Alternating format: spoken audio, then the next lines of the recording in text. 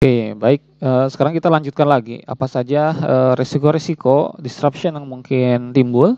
Setelah kita sudah membahas 4 sebelumnya, kita masuk ke yang kelima, yaitu adalah competition.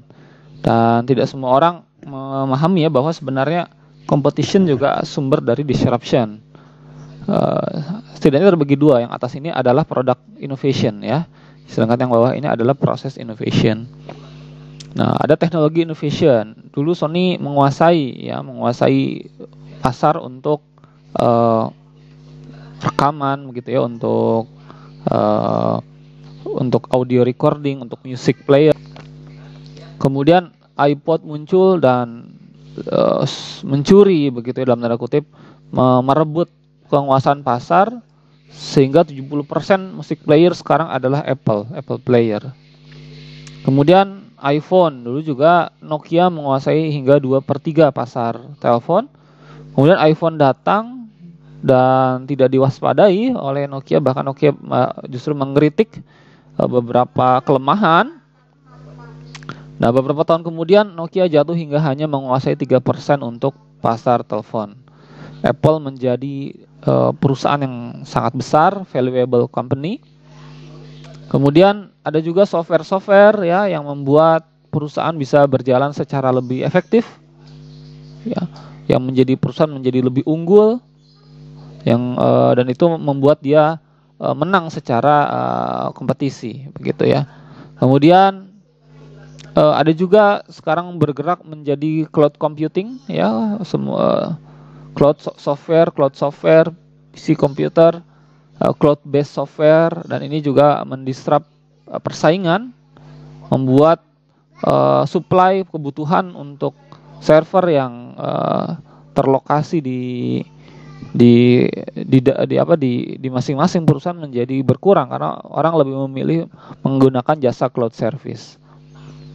E-readers juga ini sebuah technological innovation. Orang sekarang baca buku mungkin pakai Kindle, tidak lagi menggunakan, ya berkurang ya, mungkin tidak semuanya, tapi tidak kurang dari menggunakan buku yang printed. Nah, sehingga bookseller, para penjual buku menjadi jauh berkurang karena lewat Kindle ini satu jalur, yaitu ya lewat Amazon misalnya bisa beli bukunya. Jadi teknologi innovation adalah sebuah bentuk resiko, sebuah bentuk disruption yang mengganggu perusahaan, mengganggu organisasi bisnis. Juga ada proses innovation. Proses innovation yang artinya inovasinya bukan pada produk, tapi pada proses dalam menghasilkan produk tersebut. Paling terkenal mungkin dalam bidang teknik industri adalah Ford Motor ya, di abad ke-19. Mereka bisa membuat mobil dengan jumlah yang banyak, dengan proses yang lebih baik, dengan lebih murah, dan sehingga mobil bisa terjangkau di pasaran, sehingga terjual banyak, begitu, dan menjadi dominan, begitu. Kemudian Dell juga menjadi yang pertama pada saat itu bagaimana memproduksi komputer tidak disimpan di gudang, tapi komputernya menunggu sampai dipesan. Jadi make to order ya. Ketika orang pesan, maka dalam waktu 2 hari bahkan bisa langsung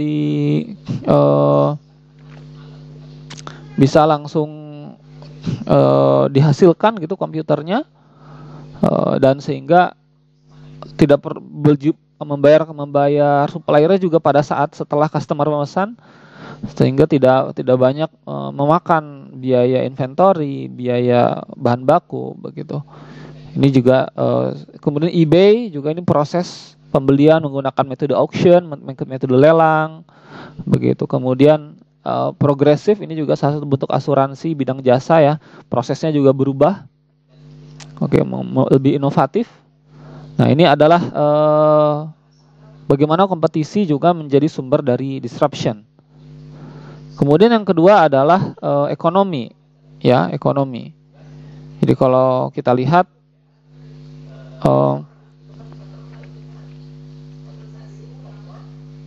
di ekonomi ini, secara guncangan ekonomi juga tentu menjadi sumber dari resiko, sumber dari disruption. Sebagai contoh, Wall Street crash ya pada tahun 1930, terjadi Big Depression, Asian Financial Crisis, Ya ini Wall Street crash, kemudian ya ini Asian financial crisis, ya finance close, business close, Thailand close. Kemudian Lehman Brothers ya, waktu ini kalau tidak salah pada tahun 2008 ya terjadi krisis ekonomi juga, tapi meskipun tidak sebesar 98 dan mungkin tidak sebesar sekarang ketika COVID.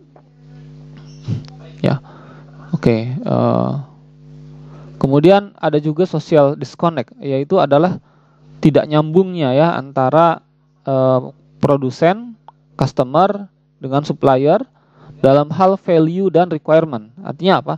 Jadi bisa jadi sebuah perusahaan ketika memproduksi sesuatu, menghasilkan sesuatu, berproses sesuatu, dia menggunakan value-value yang ternyata tidak sesuai begitu dengan yang dianut customer. Ya tidak responsible, tidak social responsible. Contohnya adalah foto ini ya. Ini adalah foto di Life Magazine, seorang anak laki-laki di Pakistan. Dia membuat bola Nike dengan honornya itu gajinya $0,6 per jam ya, atau sekitar berapa itu? Ya tidak sampai, cuma sekian, mungkin hanya Rp1.000 per jam begitu ya. Dan ini membuat masyarakat dunia marah ya, dan mereka memboikot Nike gitu. Karena apa? Karena mereka Nike menggunakan tenaga kerja anak-anak secara murah begitu ya, memboikot Nike, dan penjualannya turun. Nike nilai pasarnya juga turun, tapi Nike kemudian merespon ya, karena dia perusahaan yang menjaga sustainability, menjaga social responsibility gitu. Kemudian tentang perlindungan terhadap hewan juga, misalnya ada beberapa produk farmasi dan kosmetik yang uji cobanya ke hewan, ini menjadi masalah juga. Kemudian food company, ini bagaimana food company ini ternyata membuat para konsumennya itu menjadi obesitas begitu, mungkin merancang makanannya dengan terlalu banyak gula, atau ada rekayasa genetika terhadap makanannya. Dan ini juga menimbulkan protes ya dari customer. Ini tentu menjadi disruption, menjadi gangguan, menjadi resiko bagi perusahaan, bagi supply chain. Ya, ini harus diantisipasi. Kemudian yang sumber atau resiko berikutnya adalah dari intentional disruption, atau sebuah gangguan, sebuah disruption, sebuah resiko yang memang disengaja. Ini berbeda ya, karena di sini ada smart attacker, jadi ada penyerang yang pintar, dan mereka berencana untuk menyerang. Dan karena berencana, maka mereka mencari tempat yang terburuk, mencari waktu yang terburuk, atau artinya yang waktu yang merugikan kita dan tempat yang merugikan kita. Sebagai contoh, di sini adalah sebuah serangan terhadap London Transportation System. Ya, dan uniknya memang teroris tidak menyerang bandara di Inggris sana, di London, karena dia tahu mungkinnya bahwa bandara itu terlindungi secara kuat. Maka mereka mencari yang mana yang lebih mudah diserang. Transportation system yang ada di jalan raya begitu. Tahun 2002 juga terjadi strikes, tapi strikes yang mungkin berbeda, bukan bentuk kejahatan mungkin ya. Jadi di Samudra Pasifik, di pantai Samudra Pasifik, para pekerjanya mogok kerja begitu ya pada bulan Oktober. Dan ini mengganggu ekonomi begitu. Sampai karena ini mungkin menjelang akhir tahun, liburan tahun baru dan Natal di sana, dan membuat ekonomi jadi terhambat, supply-nya terhambat. Hingga pada hari ke-11 Presiden Bush menghentikan strike tersebut dan memaksa semuanya kembali ke kerja, dan ini suatu bentuk intervensi darurat karena katanya mengganggu national security atau keamanan nasional.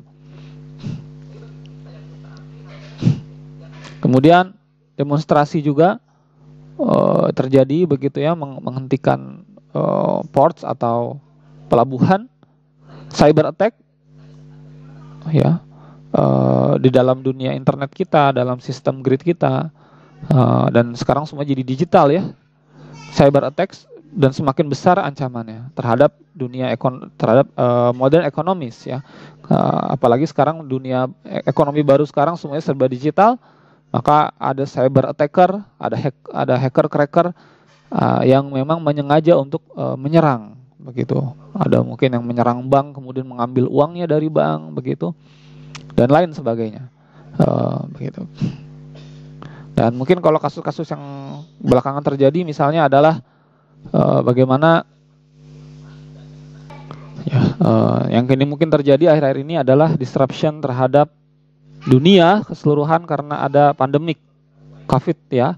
Kalau COVID ini bisa jadi kategorinya adalah bisa jadi random fenomena, bisa accident, kita tidak tahu ya antara dua itu. Fakta yang tersembunyi di dalam kita tidak tahu, tapi bisa jadi random fenomena, memang mungkin bencana alam, atau bisa jadi accident karena suatu kesalahan yang disebabkan oleh manusia juga. Oke, dan ini benar-benar mengganggu perekonomian dan kemudian mengganggu rantai pasok. Salah satu ancaman begitu ya, ketika misalnya waktu itu berawal dari Cina, kemudian banyak supplier yang di sana akhirnya juga terganggu, dan akhirnya supply ke Indonesia menjadi supply shock, terganggu juga begitu.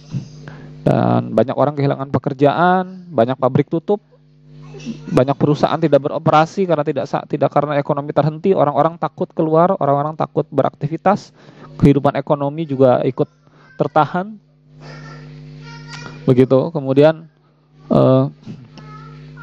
juga yang kemarin baru-baru terjadi adalah di gangguan di terusan Suez di Mesir. Ada sebuah kapal yang menghalangi jalur sehingga kapal-kapal lain terhenti di luar begitu ya, di ujung terusan, atau mereka jadi terpaksa harus jalan memutari Afrika. Jadi kalau dari Eropa mau ke Asia itu bisa lewat terusan ini supaya bisa langsung lebih cepat jalurnya. Tapi karena terhalang oleh kapal ini menyebabkan rantai pasok menjadi terhenti dan kerugiannya sampai sekian triliun per harinya. Oke, jadi ini adalah threats, risk, ancaman, disruption yang mungkin terjadi yang perlu diwaspadai.